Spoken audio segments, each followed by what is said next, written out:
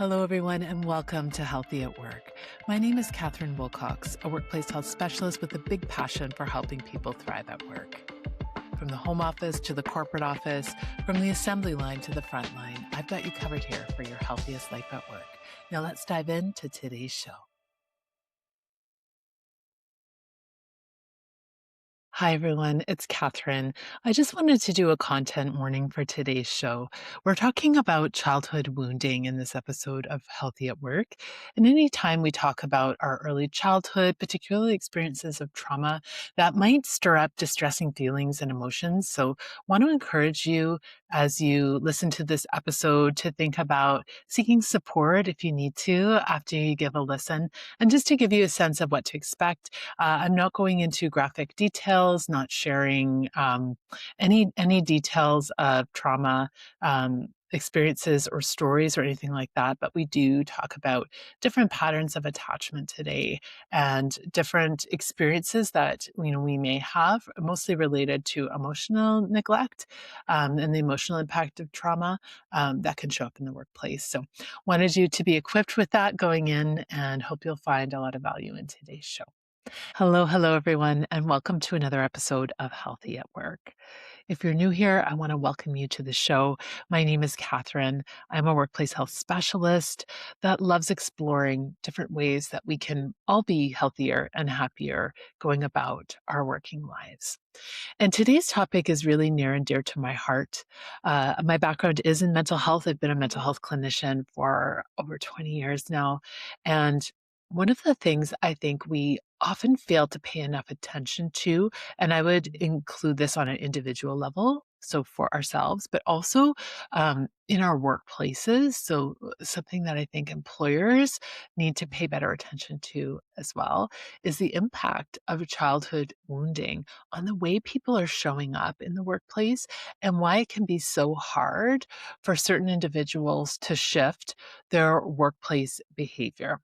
I think often we're very good at setting expectations in policy. So things like our respectful workplace policy, our code of conduct, often state these important ideals around how we're expected to engage at work and show up in work. And this includes setting expectations around things like our interpersonal skills in the workplace, the types of skills that and behaviors that we're going to demonstrate.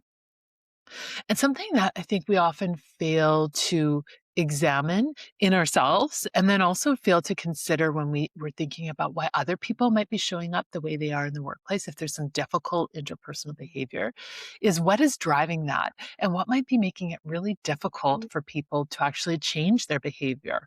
Why is it that we offer, for example, so much training as employers or in our workplace around things like empathy, emotional intelligence, effective communication skills at work? But why is it that it can be so hard, not for all people, but for a segment of our workforce to actually implement, that training, to actually change their behavior when it comes to certain expectations we might be holding?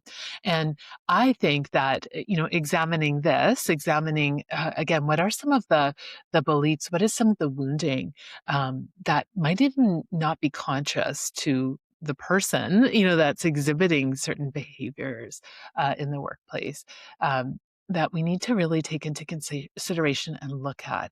I think if we don't understand the root of our behaviors, it can make it very difficult to shift these behaviors and to change them. And so when we talk about some of the behaviors, some of the beliefs, some of the ways we show up in the workplace that actually spring from and come from early experiences of neglect, of trauma, of not getting our emotional needs met, when it comes to those types of root causes, unless we're really examining that and understanding, where those types of ineffective behaviors come from, if they're related, it makes it very hard to shift them in a sustainable long-term way. So in today's episode, we're going to take a look at, what are some of these ways in which our early childhood wounding and trauma can be showing up at work?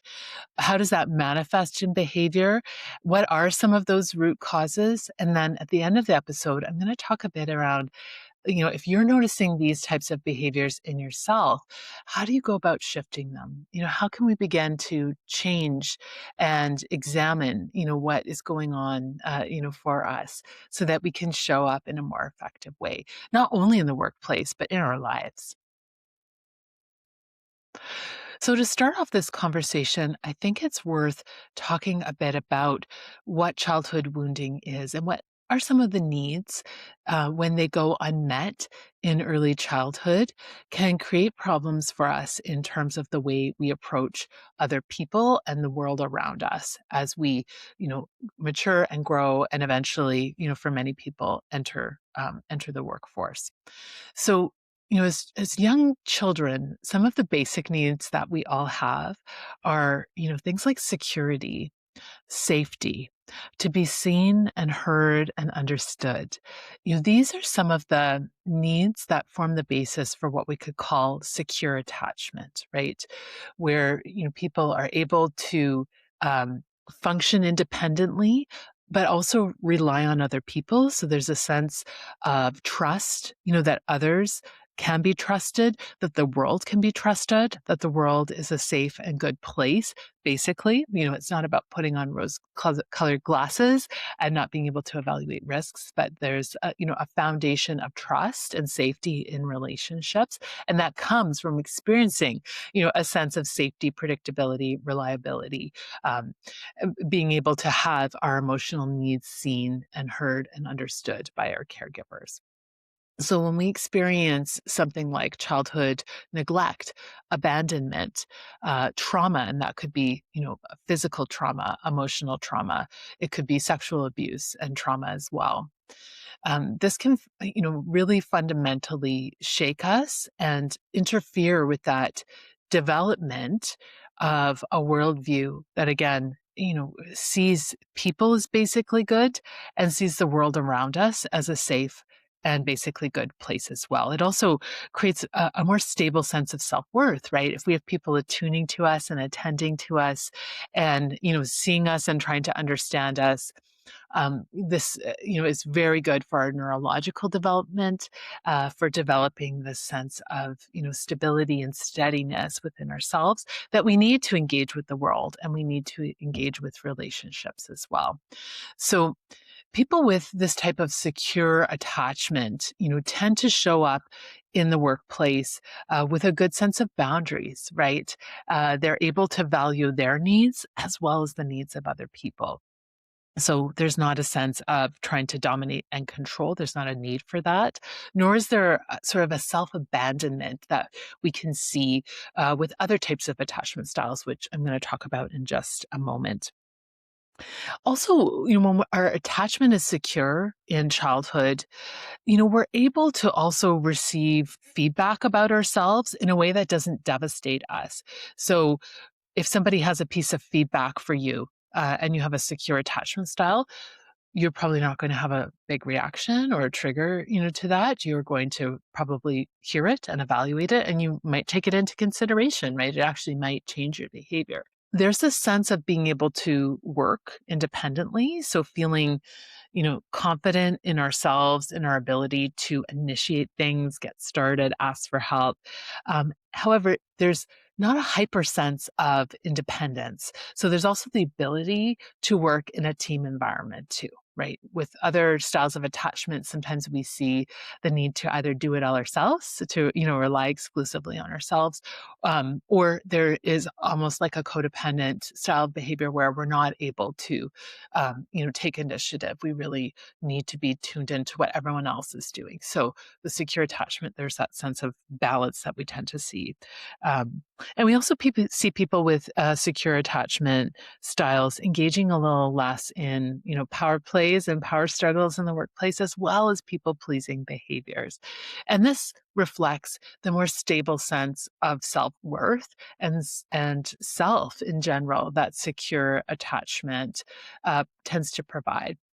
So when we look at the percentage of the population that is securely attached, we often see numbers cited anywhere from like 40% to 60%. Some would put it more at the 50% mark that, we have, people operating in the world and in our workplaces that are securely attached, that are showing up, in this particular way. And again, get a lot of their emotional needs met in childhood or have done the work to become securely attached. I do want to emphasize that as well, that just because we have been conditioned into a certain style of attachment does not mean that we can't change it. Attachment is something that absolutely can be worked on and can be changed, but we do need to be able to understand where we're coming from, which leads me to, the other half of us, that are in the workplace or navigating around the world that, have a different style of attaching to other people. And so there's been a lot of discourse on, insecure attachment. Recently, it's been something that I've been hearing a lot of, more particularly around, relationship counseling and therapy, sort of understanding our attachment style and understanding how that impacts other people. Why I find it so fascinating when it comes to the workplace is because, we do have a lot of relationships in the workplace. And of course, work is a different context, but of course, we're bringing our style of relating or parts of it into our working relationships too. So that's why I really believe it's worth examining. So let's talk about insecure attachment styles. In these particular styles of relating, what we see is that people do not actually get their emotional needs for safety, security, reliability, being seen, heard, and understood well met. So, it could be the case if you have one of these styles of attachment that you experienced a lot of chaos and unpredictability, or abandonment in your early childhood. It could mean that, you were harshly criticized. So maybe you had very authoritarian parents. Maybe there was a lot of punishment in your childhood, a lot of criticism, a lot of shame. Maybe you witnessed violence. And so the sense of chaos and a lack of control, really characterized your childhood. There can be a lot of, there's a lot of complexity when it comes to the ways that we, show up or what goes into forming our attachment style. So I'm not going to go into a great level of detail. But what I prefer to do is actually, as we go through some of the behaviors associated with insecure attachment, you may begin to recognize some of these in yourselves. So let's talk now about some of the ways that insecure attachment styles can show up in the workplace specifically, and some of the beliefs and experiences that can spring from. So the first pattern of behavior that we can see in the workplace is perfectionism. So this idea that I can't make mistakes, a lot of fear and perhaps overwork going into avoiding mistakes. Um, Difficulty resting, when we have perfectionism, difficulty missing a day, right? There can often be a sense of overwork in order to create a product or create an outcome that's not good enough, but that is absolutely flawless. So, this is not to say that we shouldn't be striving to do good work, but there's almost an obsession when it comes to perfectionistic behaviors. And that has to do, again, with a sense of really having a lot of triggers around, failure being regarded, as anything less than perfect. And where this often comes from in terms of our own childhood wounding is love and safety being really conditional, right? So maybe you got paid attention to when you got the perfect grade or when you scored all the goals, in your sport of choice. Maybe you learned to associate care and attention and safety with, earning it, right, through performing at a really high level. So for some of us, what we notice in ourselves is that, again, it's hard to rest. It's hard to take pause. It's hard to step away. If we make a mistake, we might be incredibly hard on ourselves, blaming and shaming ourselves. And one of the places this can come from, again, is this sense of I have to earn my worth. That I don't have inherent worth, that I only have worth for what I can produce and perform. I also feel like our systems that we work in, we do work in a capitalist system, and that really encourages us, to derive our worth from what we produce. So sometimes there are larger systemic drivers of these types of beliefs that we can inherit. So, taking that into consideration, is that something that shows up for you? Another way that childhood wounding can show up in the workplace is through excessive fawning response. Sometimes we call this people pleasing. Um, as with all of these behaviors, they're based in coping and survival. So I find for myself, I don't really like the term people pleasing because there's a negative association with it, right? A person is such a people pleaser. Another way of reframing that is that, you know, that person is trying to survive, right? They're trying to survive the moment that they're in. There's a threat to their nervous system. So rather than shaming them for that, I think it's just bringing awareness to the fact that they're in a coping response. So in the workplace, this can show up as really having difficulty having boundaries of any kind. So taking on more, maybe we're overworked, maybe we're trying to say no, but it's really, really difficult for us. And so we say yes to too much. We take on things that we can't reasonably handle. It's really difficult for us to advocate for our own needs when we are engaging in these types of behaviors. We might notice with fawn response too that there's a lot of conflict avoidance. So the idea that I must go along, I must be agreeable, I must not say no, is often, related, to conflict being really unsafe in our childhood. So maybe there was violence in the, the household that you were raised in. Maybe you were punished for speaking up and advocating for your needs. And maybe it was not okay to say no. Maybe you learned that, having needs actually inconvenienced another parent. So these are all things that can, again, very deeply seed a belief that, I must go along. It's not safe to say no. It's not safe to have boundaries. And that can have huge implications for us in terms of things like burnout, right? So there's often a self abandonment when it comes to fawning behaviors that we notice in the workplace. The next behavior I wanted to talk about, again, often rooted in childhood wounding, is a fear of authority. And I feel like this is one, again, we don't talk about enough, given the systems that we work in. Many of us work in hierarchical systems, right? There is a concentration of power and authority at the top of the organizational chart, right? There's someone that makes decisions, calls the shots.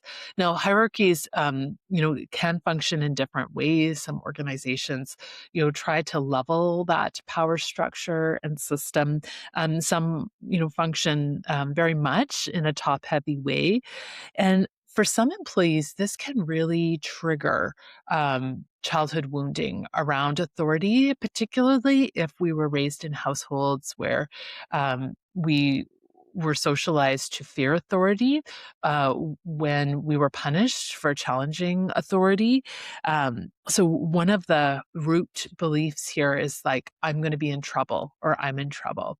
And so something I've noticed, as somebody that has been in the workplace for a long time, and particularly trying to help people resolve interpersonal conflicts in the workplace, is this belief often gets activated, right?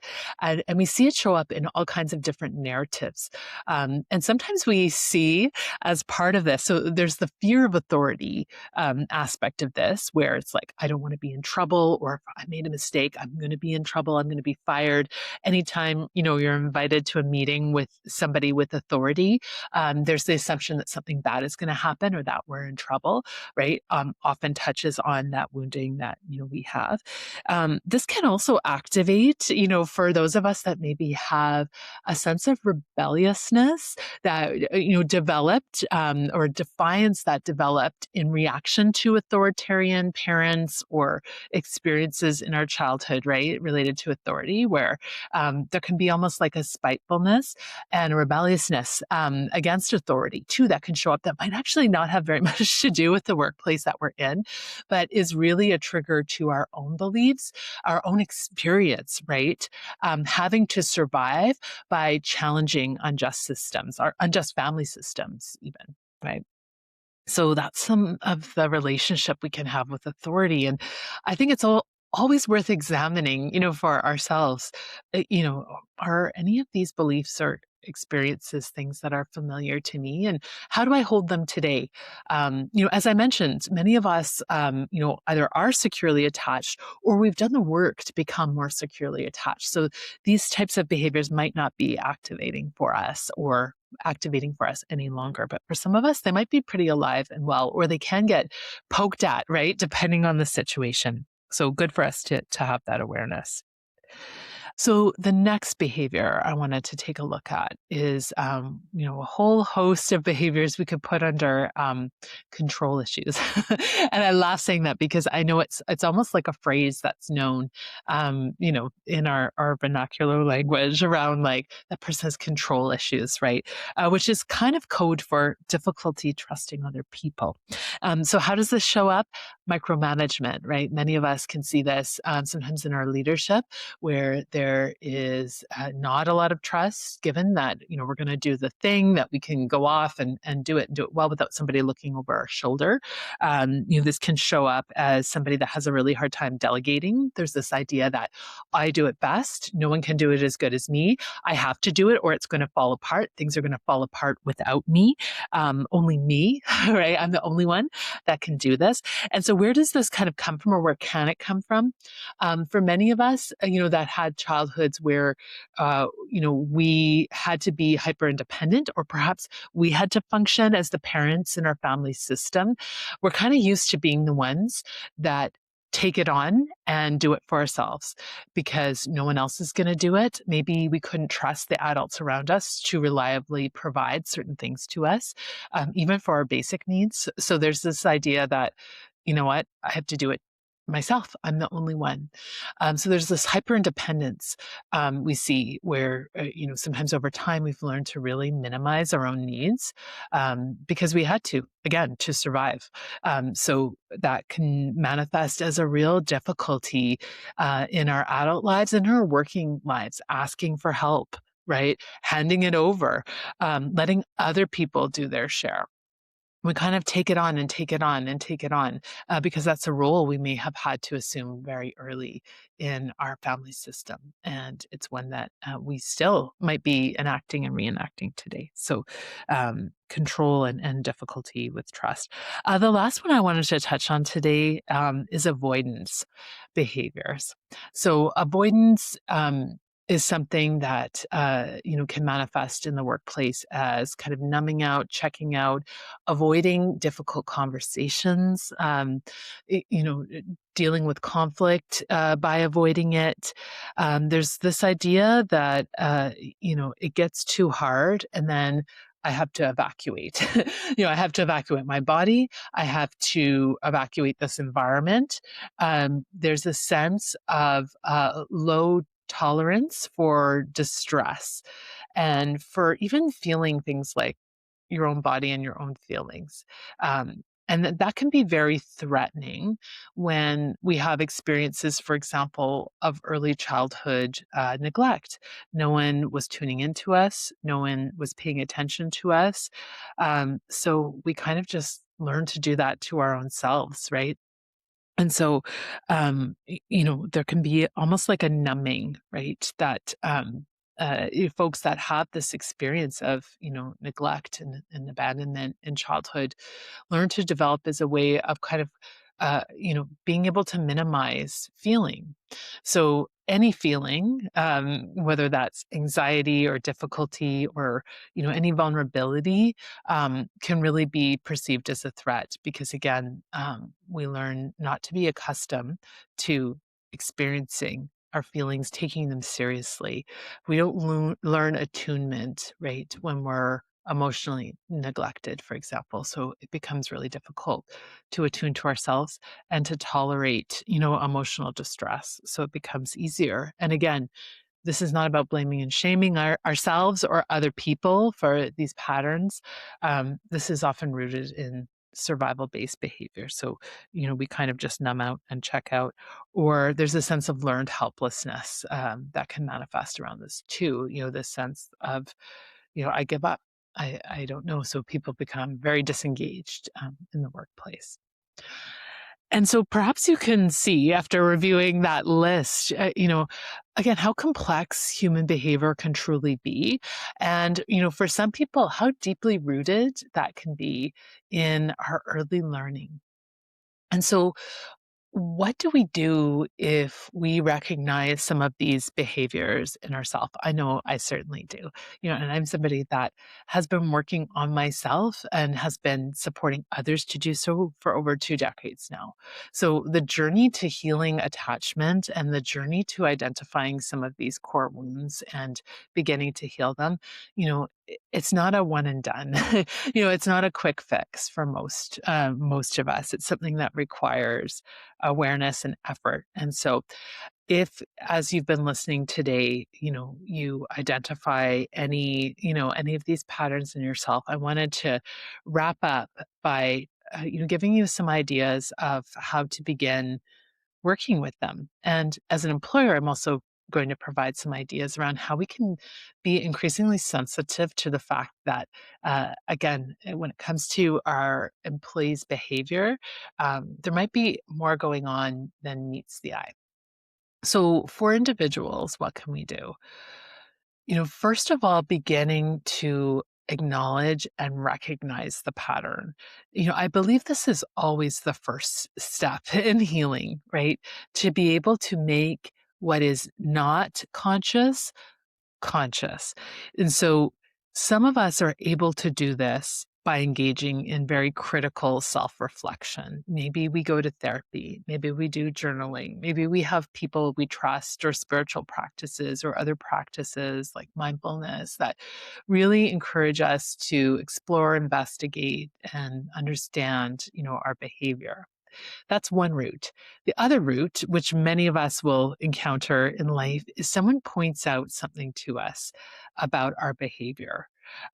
Maybe it's a trusted friend. Maybe it's somebody that loves us and cares about us. Maybe it's somebody that we become in conflict with, right? That is suddenly becoming a mirror for certain patterns of wounding that we aren't really aware of. And, the latter way of becoming aware of some of these patterns can be quite painful. It can involve a lot of drama and chaos and difficulty when, again, we're learning through bumping up against other people, um, or we're learning through suffering. And that's part of being human, right? One of the ways we learn um, can be through suffering. So sensitivity to that, a lot of self-compassion is really an important next step too. So you're a human being. We all come in to this existence, and we're really socialized. And through the socialization process, often this is how we learn to relate and how we develop beliefs about ourselves. And so the good news is, because a lot of this, these difficult behaviors and beliefs about ourselves have been socialized, we can, as social creatures, learn different behaviors. We can learn new beliefs. So I just want to provide hope. If you're listening out there and thinking, yeah, like I see myself in these behaviors, this doesn't have to be who you are. It doesn't have to be your destiny. It's possible. It requires effort, but it is possible to shift and change these behaviors and become more emotionally free. And that's where that self compassion comes in, understanding that these behaviors are often rooted in survival. So, beginning to develop a friendliness towards yourself as you're examining the impact of your childhood wounding on your present, including in how you're showing up at work. So, what is self compassion? It's, rooted in this idea of being on your own side, coming alongside yourself rather than reenacting, a lot of criticism and blame and shame.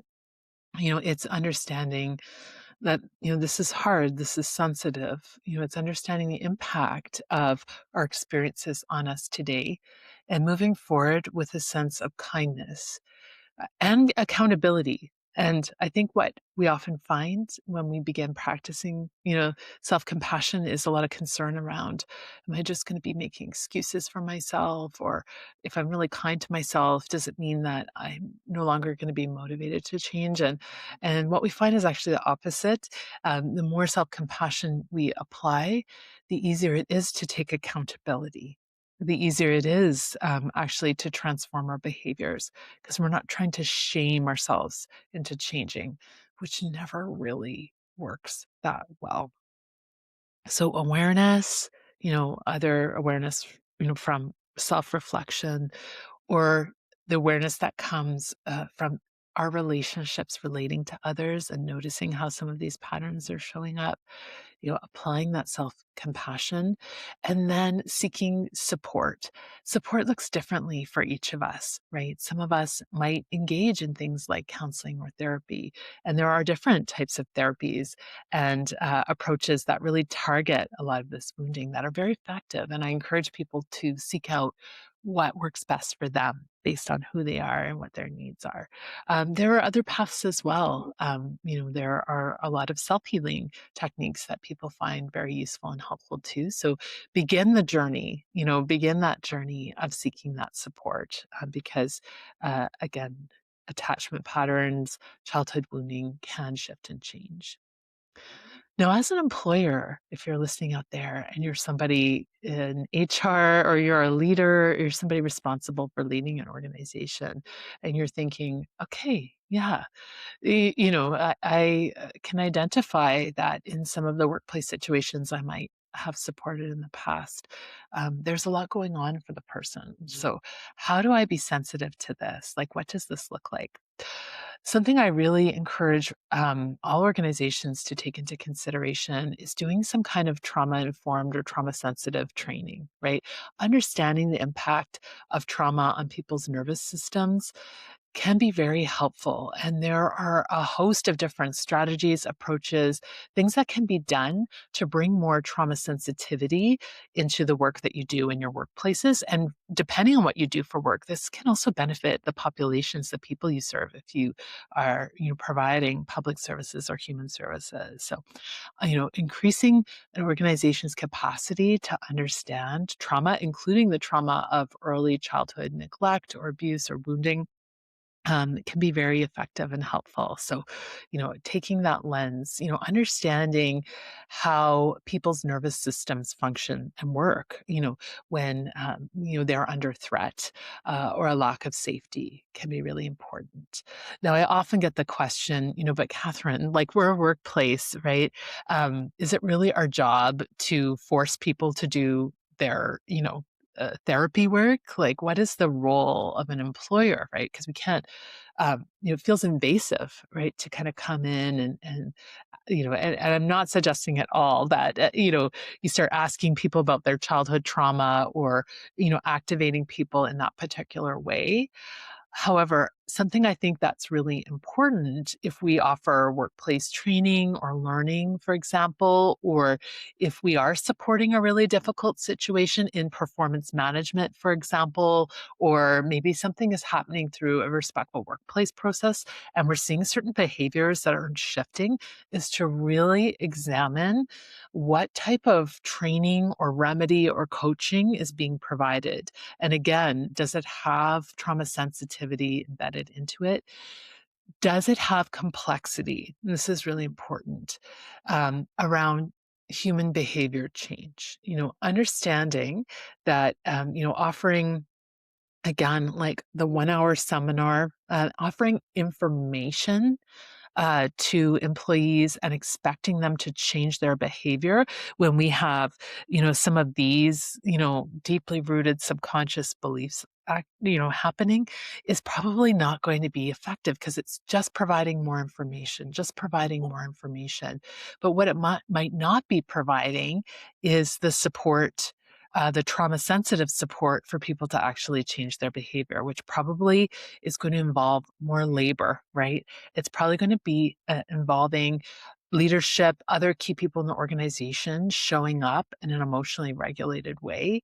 It's probably going to require a lot of listening, curiosity, and emotional intelligence skills, which are going to need practice, not just handouts and not just, information that really targets the conscious mind, not the subconscious mind. And this is, I think, the most important one. It's going to require modeling the behaviors that we're trying to see, right? Modeling safety, modeling trust. We need to see it before our nervous systems actually believe it. So again, that's deeper work, and it's not something you're going to find in a 1 hour, training or an article or a checklist. So really take that into consideration as an employer if you're listening today. If there's certain behaviors you're trying to shift and you don't see them shifting, really, consider your training approach and strategy and how you're supporting people to actually shift these behaviors. If you're only providing information, that might not be enough. And if you are curious in exploring what a trauma sensitive training strategy that targets behavior change looks like, feel free to drop me a note. I'd love to hear from you because this is something I feel really passionate about and help workplaces do in the course of my consulting work. I also want to, as we wrap up today, just invite everybody to take care of themselves. Anytime we talk about wounding, trauma, even saying and using that word, it can really stir up a lot of feelings, right? For many people, maybe things that they haven't thought about in a while. So if that's you, I invite you to reach out for support, either within your workplace or to a support in the community, just somebody that you trust to get some care and support after listening today. Thanks, everybody. We'll see you back here next time. Thanks for listening today. This podcast is for educational and entertainment purposes only and is not medical advice or mental health treatment. If you're struggling at work, please reach out to the supports within your workplace or community. This podcast was gratefully recorded on the unceded and ancestral homelands of the Lekwungen-speaking people of the Songhees and Esquimalt nations.